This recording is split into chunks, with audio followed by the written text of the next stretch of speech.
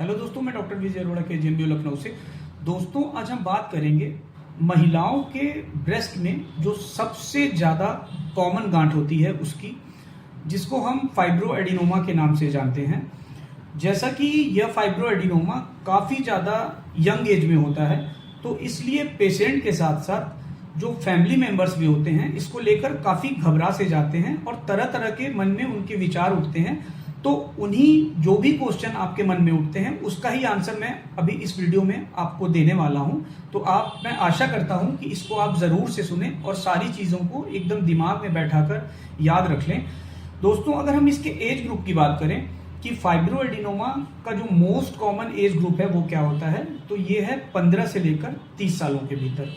15 से 30 सालों के भीतर काफ़ी ज़्यादा यंग एज ग्रुप होता है इसका, इसलिए यह फैमिली मेंबर्स भी इसको लेकर काफ़ी ज़्यादा घबरा से जाते हैं। दूसरी तरफ अगर हम बात करें कि क्या इसको लेकर अगर ये हो जाए किसी महिला को, तो क्या इसे लेकर घबराने की ज़रूरत होती है, तो इसे लेकर एकदम आपको घबराने की ज़रूरत नहीं है, क्योंकि इसकी सबसे अच्छी बात ये होती है कि इसका जो मैलिग्नेंट ट्रांसफॉर्मेशन के इसके चांसेस जो होते हैं वो बहुत ही ज़्यादा कम होते हैं।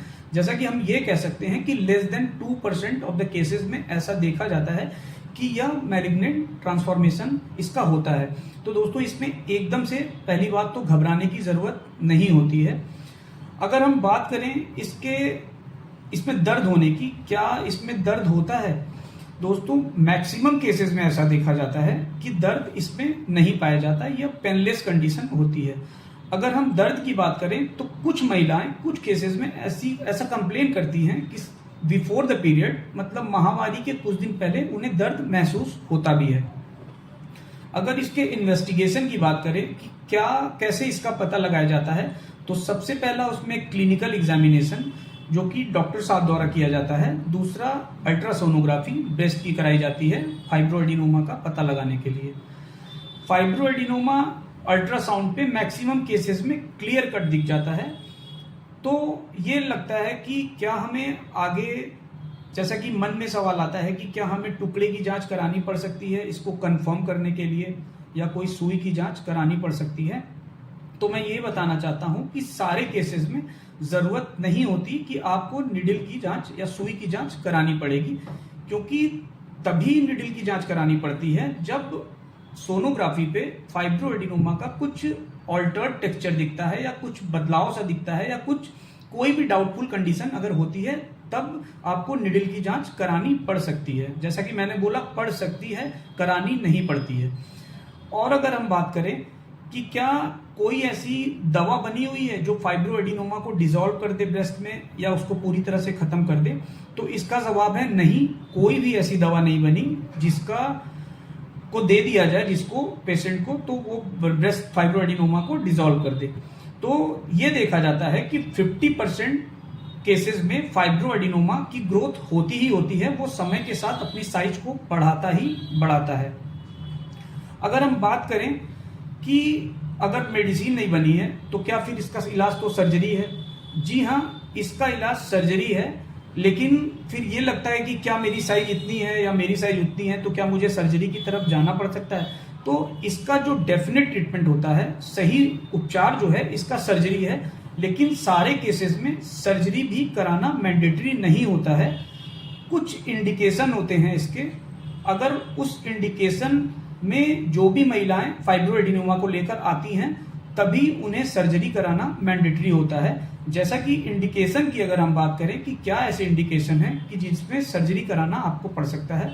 सबसे पहला, साइज। जैसा कि आपका फाइब्रोएडिनोमा मान लीजिए स्मॉल है और आप सर्जरी नहीं कराना चाहते, और आपको, जैसा मैंने बताया, कि कोई मेडिसिन नहीं है, तो आपको करना ये है कि 3 से 6 महीने के भीतर आपको अल्ट्रासाउंड कराते रहना है और अपने फाइब्रोएडिनोमा पे नज़र रखनी है। इसलिए क्योंकि इसकी साइज देखा जाता है कि धीरे धीरे, जैसा कि मैंने बताया, 50% केसेस में बढ़ती ही बढ़ती है। तो अगर साइज बढ़ती है तो कितनी साइज बढ़ जाए कि आपको सर्जरी की तरफ जाना पड़ सकता है?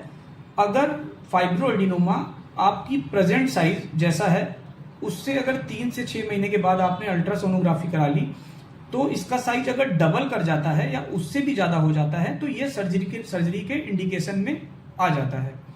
दूसरी तरफ अगर हम बात करें कि और क्या इंडिकेशंस होते हैं, तो फैमिली हिस्ट्री, जैसा कि फैमिली हिस्ट्री अगर पेशेंट के फैमिली में किसी मेंबर में अगर ऐसी हिस्ट्री है कि उन्हें कैंसर किसी तरह का हो चुका है, पर्टिकुलर ब्रेस्ट कैंसर अगर फैमिली में हिस्ट्री है तो यह भी एक इंडिकेशन बनता है कि आपको सर्जरी कराना ही कराना है। दूसरी तरफ हम बात करें कि कभी कभी फाइब्रोएडिनोमा, जैसा कि बताया मैंने, सम केसेस में पेनफुल हो जाता है। तो पेनफुल हो जाने की वजह से, ऐसी जगह पे होने की वजह से यह काफी ज्यादा अनकंफर्टेबल महिलाओं में फील होने लगता है। तो यह भी एक इंडिकेशन है कि आपको सर्जरी की तरफ जाना पड़ सकता है। उसके साथ साथ जैसा कि साइज में ये काफी ज्यादा इंप्रूव हो जाए, मान लीजिए आपका अगर फाइब्रोएडिनोमा 4 से 5 सेंटीमीटर का है, तो वो ऐसा देखा जाता है कि वो शेप को काफी ज्यादा ब्रेस्ट के बिगाड़ने लग जाता है। तो यह भी एक इंडिकेशन बन जाता है कि आपको सर्जरी की तरफ जाना पड़ सकता है। जैसा कि 4 से 5 सेंटीमीटर या उससे बड़ा हो जाने पर यह शेप को ऑल्टर करने लग जाता है, इसलिए यह भी एक इंडिकेशन होता है दोस्तों। और अगर हम बात करें कि क्या इसका सर्जरी में जो भी प्रोसीजर है वो क्या है, तो इसमें 2 तरह की सर्जरी होती है। पहला, जिसमें सिंपल सा एक कट लगाते हैं, इंसिजन लगाते हैं और फाइब्रोएडिनोमा को निकाल लिया जाता है। यह 1 दिन का प्रोसेस होता है, इसमें ही सारे प्रोसेस हो जाते हैं और नेक्स्ट डे पेशेंट के कंडीशन के हिसाब से उसे डिस्चार्ज भी कर दिया जाता है। तो सर्जरी कराने पे अब ब्रेस्ट जैसी चीज में तो लोगों को ये लगता है कि कॉस्मेटिक्स का थोड़ा सा इसमें भी ध्यान दिया जाता है।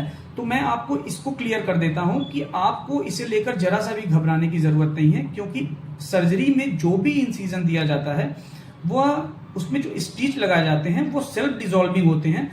और दूसरी तरफ ये भी है कि इसमें हिडन होती है, जो भी आपका स्कार मार्क पड़ेगा वो हिडन पड़ेगा और इवन समय के साथ वो पता भी नहीं चलेगा और एकदम ऐसा लगेगा कि वो गायब हो गया है। तो इसलिए आपको इसमें जरा सा भी घबराने की जरूरत नहीं है। जो सेकंड प्रोसीजर है, इसको लेकर महिलाएं काफी ज्यादा खुश होती हैं, क्योंकि यह बहुत ही ज्यादा अच्छा प्रोसीजर होता है। और अगर जिस जगह से आपको मिल जाए ये प्रोसीजर करवाने को, तो ये आपके लिए काफी ज्यादा अच्छी बात होगी। Web, VAB, vacuum assisted breast surgery जिसको हम कहते हैं, वैब। इस वैब में 2 mm का एक पोर्ट बनाया जाता है और अल्ट्रासोनोग्राफी के गाइडेंस के जरिए इस पोर से ही फाइब्रोएडिनोमा को निकाल लिया जाता है। इस सर्जरी की और एक अच्छी बात होती है, जैसा कि ब्रेस्ट है उसमें मल्टीपल 1, 2, 3 ऐसे अगर फाइब्रोएडिनोमा है, तो इसी पोर्ट के जरिए सारे फाइब्रोएडिनोमा का ट्रीटमेंट एक साथ ही हो जाता है। और ये भी 1 दिन का ही प्रोसेस है। दूसरे दिन पेशेंट डिस्चार्ज हो जाती हैं, अपने घर चली जाती हैं एकदम आराम से, और इसमें कोई भी दिक्कत नहीं होती। अगर हम बात करें कि क्या इसमें भी इंसिजन, तो मैंने बताया आपको, इसमें एकदम स्मॉल 2 mm का पोर्ट बनाया जाता है, छोटा सा रास्ता बनाया जाता है, उससे ही फाइब्रोएडिनोमा को निकाल लिया जाता है अल्ट्रासोनोग्राफी के गाइडेंस के थ्रू। तो दोस्तों, इतनी जानकारियां जो भी मैंने आपको दी, मुझे लगता है कि इन सब चीजों, इन सारी जानकारियां फाइब्रोएडिनोमा को काफी हद तक कवर कर रही होंगी। तो मैं, जैसा कि हमेशा आपसे बोलता हूं, कि अगर आपने इस वीडियो को पूरा देखा है, कि मैं एज ए हॉबी हमेशा ऐसी चीजें लाने की कोशिश करता हूं जो आम चीजें हैं, और ये मेरी हॉबी है वीडियो बनाना। तो अगर आपको मेरी जानकारी पसंद आई हो तो जरूर से लाइक करिए, शेयर करिए, सब्सक्राइब करिए और पर्टिकुलर उन लोगों तक पहुंचाइए जिनको इसकी ज्यादा से ज्यादा जरूरत है।